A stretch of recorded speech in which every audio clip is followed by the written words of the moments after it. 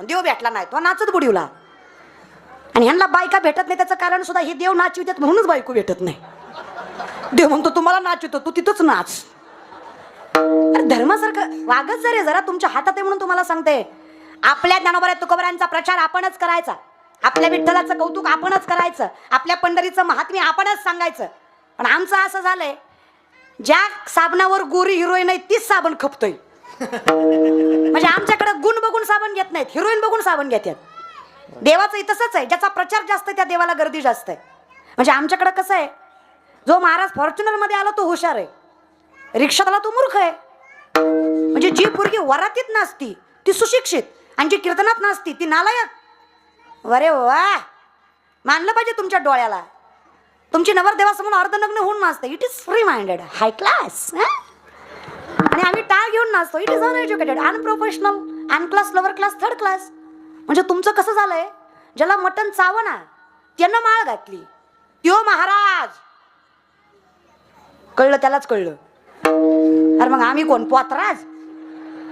अरे दादा त्याला चावना म्हणून घातली, आम्ही चावायला यायच्या आधीपासून घातली. जयाचे अहिक दड नाही ही ज्ञानोबारांची भाषा. तैसे दसेची वाट न पाहता वैसेची गावा न येता बाळपणीच सर्वज्ञता वरी तया ते, ही माझ्या माऊलींची भाषा. परमार्थ रक्तातच लागतो. तुका म्हणे येते येड्या गबाळ्याचे, एरंडाचं झाड जेवढं लवकर वाढतं तेवढंच लवकर मोडतं. आज 18 वर्ष झालं मी कीर्तन करते त्याला, म्हणून या 2-3 वर्षात माझं नाव झालंय. आज माळ घातली की उद्या महाराजां परवा पाकिट असं होत. आमची पोरं सायन्सचा विषय गेला म्हणून आर्ट घेतात. आयुष्यात तुम्ही प्रगती करू शकत नाही. शिवरायांचा इतिहास वाचला असेल तर त्या इतिहासातनं 2च गोष्टी घ्याव्या, स्वाभिमान आणि निष्ठा. ह्या 2 गोष्टी कायम घ्यायच्या इतिहासातून. इतिहास केलेल्या चुका पुन्हा होऊ नये म्हणून असतो. धर्मवेदांसाठी इतिहास वापरू नका. पाया पडतं तुमच्या. माझ्या राजांचा तर नाहीच नाही. अरे भाग्यवान आहे मी जे स्वराज्यात जन्माला आले. भाग्यवान आहे मी ज्ञानोबा तुकोबाराय शिवराय विवेकानंद स्वामी यांच्या नंतर जन्माला आले. भाग्यवान आहे मी. कौतुक आहे मला माझ्या देशाचं, माझ्या मातीचं. कौतुक आहे मला माझ्या धर्माचं. आजही माझ्या धर्मात मायबाप मेल्यावर टकलं करतात. आजही माझ्या महाराष्ट्रात श्राद्ध घालतात. आजही माझ्या महाराष्ट्रात समाजाला घाबरतात. आणि आजही माझ्या महाराष्ट्रात दारात आलेल्या कुत्र्याला सुद्धा भाकरी टाकतात. हा महाराष्ट्र आहे माझा. भाग्यवान आहे आम्ही.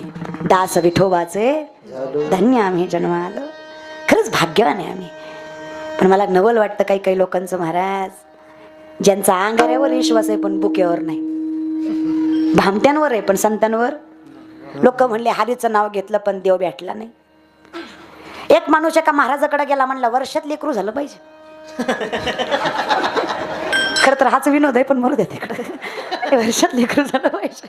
महाराज म्हणला नारळ घे तुला वर्षात होईल. हा वर्षाने माघारी आला, म्हणला भामटाय तू, वर्ष झालं लेकरू नाही. महाराज म्हणलं दुसरा घे पण माणसात बोलू नको. दुसरा दिला. हा 2 वर्षाने आला, म्हणला पक्का भामटाय तू, सगळ्या सांगत असतो नारळ काय फायद्याचं नाही, एवढ्या लाईनी लावून माणसं उभं आहेत. अरे 2 नारळ घेतली पण 1 लेकरू नाही. महाराज म्हणला गप्प येड्या, अरे आजपर्यंत माझा नारळ फसला नाही, तुझ्या बाबतीत 2दा फसला. तुझंच काहीतरी चुकतोय. अचानक महाराजाला आठवलं. महाराज म्हणले खरे जेवढी माणसं माझ्याकडे लेकरू मागे आली सगळी बायको घेऊन आली, तू 2दा एकटा झाला.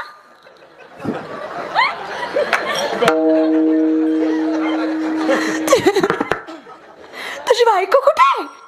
ती म्हणला लग्न नाही झालं.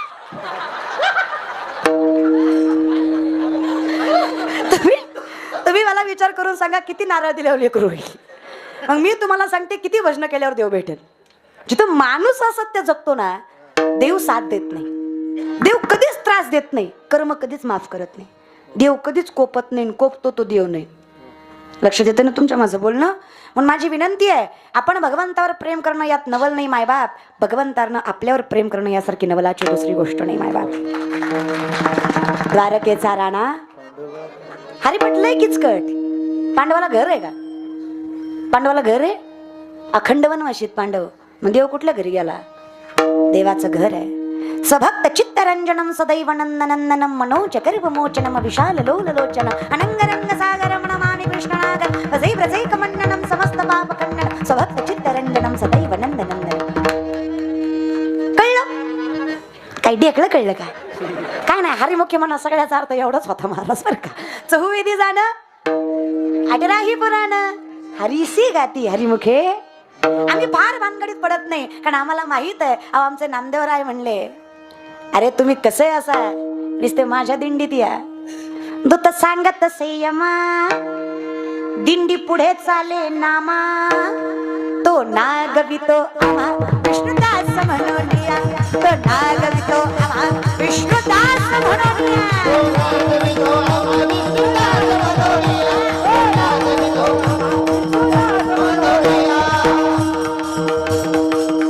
यम सांगतो नका जाऊ तया गावा नामधारकाच्या, ज्याच्या सुदर्शन चक्राभोवती अख्खी पृथ्वी फिरते अशा बापाची लेकरं आहेत ती.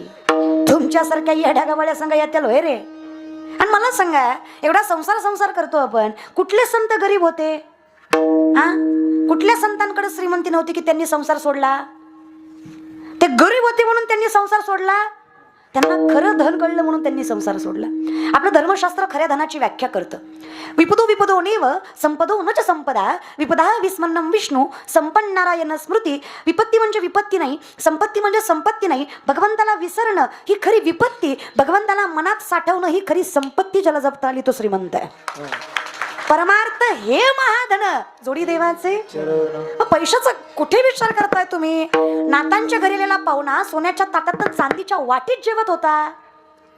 अरे आम्ही भिकारी, आम्ही तुमच्याकडून पैसे घेतो. नाथ बाबा आलेल्या माणसांना देत होते, ते श्रीमंत. नामदेवराय दामू शेट्टांचा पोरगा, गुणाई माय ज्यांची, राजाई बायको ज्यांची, नारायण पोरगा ज्यांचा. अहो श्रीमंती काय सांगू नामदेवरायांची. जगाचा बाप ज्यांच्या घरी येऊन राहतो त्या संतांची श्रीमंती काय असेल विचार करा महाराज. ही श्रीमंती सोडा. नामदेवरायांची बायको राजाई 2.5 क्विंटल सोन्याच्या पलंगावर झोपायची बर का. गावकरी 60,000 रुपये तोळा सोनं आहे आपलं. अय धोंडा, अय धोंड्याचा महिना अर्धाच तोळा घातला आपल्या सासरीनं, पण उडत किती होतं महाराज, किती माज. बायको 8 दिवस तर पुन्हा आपल्याला तोऱ्यानंच बोलायची. नुसतं भांडण लागलं की माझा बाप काही बेकार नव्हता, तुझ्यासारख्या दलिंदराच्या दारात दिले लय मोठ्याची मे होय गे. माझ्या तुकोबरायची बायको आवली गुळवे सावकाराची पोरगी होती. गुळवे सावकाराची, पुण्याचं सासर माझ्या तुकोबरायचं. 3500 एकर ऊस होता आवलीच्या बापाचा. किती? ऐ कीर्तनातल्या बाया 3500 एकर ऊस होता आवलीच्या बापाचा. 100 एकर ऊस आहे आपल्या बापाचा. त्यो बी पेटन भजन करीत जा. 3500 एकर ऊस होता ग.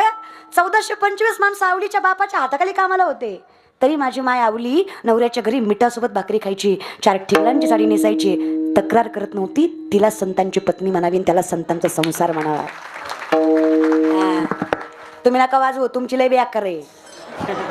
तुमची 3 टाइम खाती तरी माहेर गेल्यावर म्हणती काय बाय जानवर भेटलंय, मी आहे म्हणून सांभाळलंय. 3दा खाऊन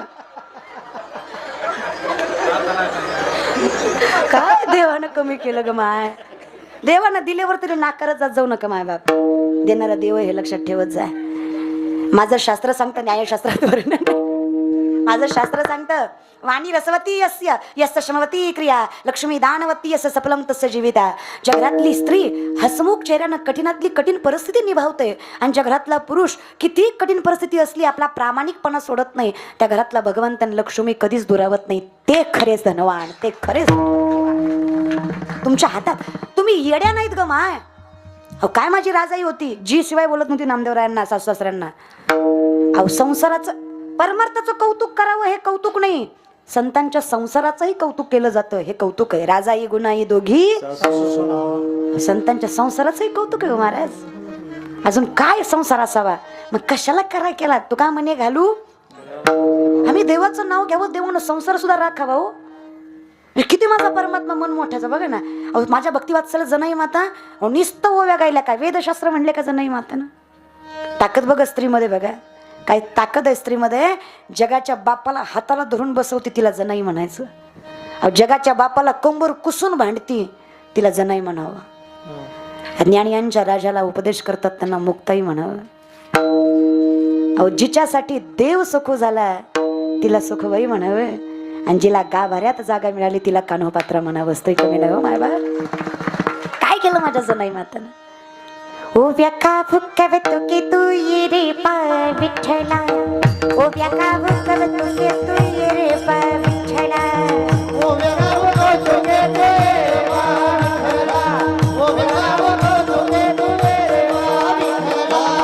पाठीमागे म्हणाल माय माऊल्या पाठीमागे म्हणाल का.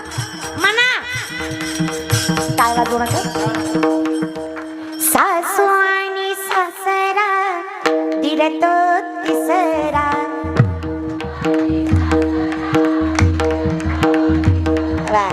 पाठीमागच्या 2-4 राहिलेल्या तुम्हाला काय प्रॉब्लेम झाला. अगं आयुष्यभर शिव्या दिल्या एकदा तरी वाव्या म्हणा. पेटला तर पेटला तेवढाच समाधान आहे गं नावार प्रेमाने. सासू आणि सासरा दिल तो तिसरा.